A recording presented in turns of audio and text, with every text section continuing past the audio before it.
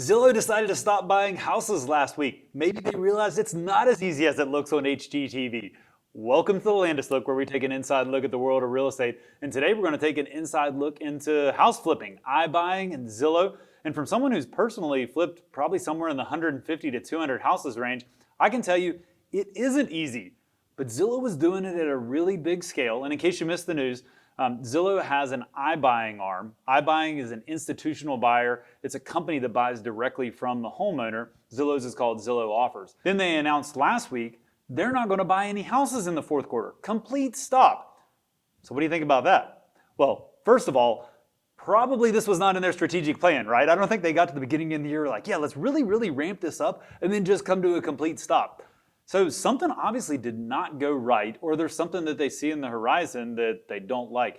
They said that it's because of the same challenges a lot of businesses are facing: labor shortages, supply chain issues. And they're like, basically like, hey, the demand for people who want to sell their house to us is greater than what we can actually execute.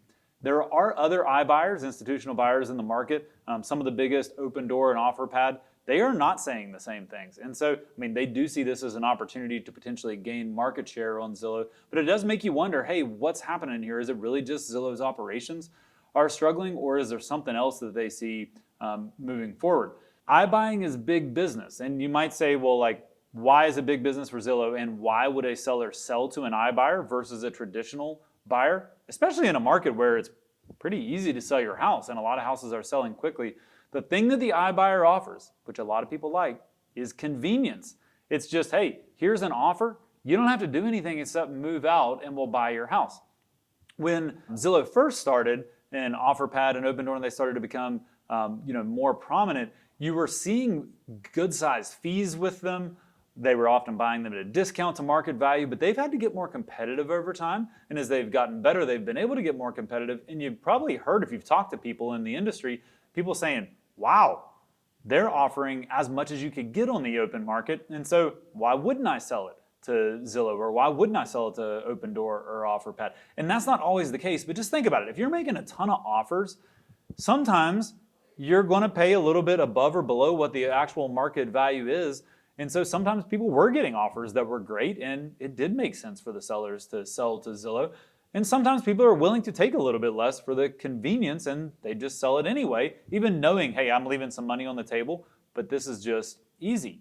So that's why the seller would do it. From Zillow's standpoint, one of the things that is really great for Zillow is this generates a lot of revenue. They're essentially generating their own revenue. So think about this. They buy a house for $400,000, they sell it for $440,000. Well, they get to mark $440,000 as revenue. Now, yes, they did just buy that revenue by spending $400,000 to get the house, but you can see Zillow's financials, they're publicly traded. And as you go out and look at it, you'll see that, hey, this is a really high percentage of Zillow's revenue is this house flipping business, which is also why it's a really big deal that they're stopping. Now, the margins are razor thin on iBuying. I mean, their gross margins, meaning not the bottom line, but just what they make from buying and selling the house, it is a small percentage. So, I mean, this is a business where they're thinking in the long run that volume and then getting things like title and insurance and other services will make it profitable over time. But right now, those gross margins are thin, and it's a business that loses a lot of money when you take all the costs into account.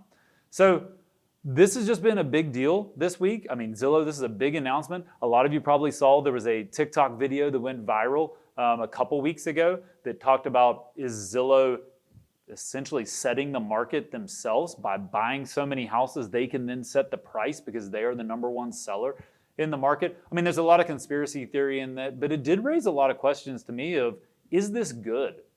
I mean, is iBuying good?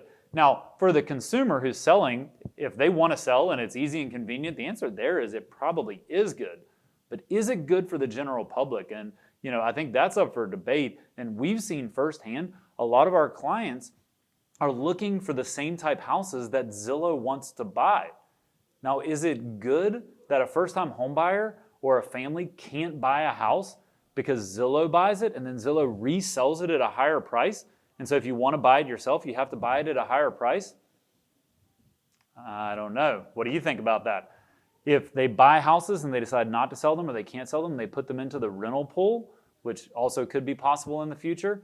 Would that be good for home ownership in the United States? someone selling a house, a homeowner wanted to buy it, but they couldn't, and then that was taken out of the circulation, out of the market. I don't think that those things are good. And so that's something that, as you think about the future of iBuying, we're just going to have to look into and have to protect homeowners. And so on that protection of homeowners, I'll wrap up with this. Zillow and the iBuyers stopped buying houses at the beginning of COVID because they were concerned. They didn't know what was going to happen in the market. Here, they're just like, hey, it doesn't work in our business. We're going to stop buying houses. We're not there for the sellers right now.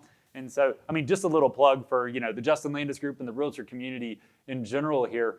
We are not going to take the fourth quarter off. We are not going to stop helping you sell your house or buy a house, because we will figure out whatever the labor and supply chain issues are, because we want to help you. And if you need help, drop us a message here. We would love to have a conversation. And if you're curious to chat about iBuyers or Zillow or anything like that, you can probably tell I love this kind of stuff. Send me a message. I'll talk to you about it whenever you want. Thanks for watching. We will see you next week.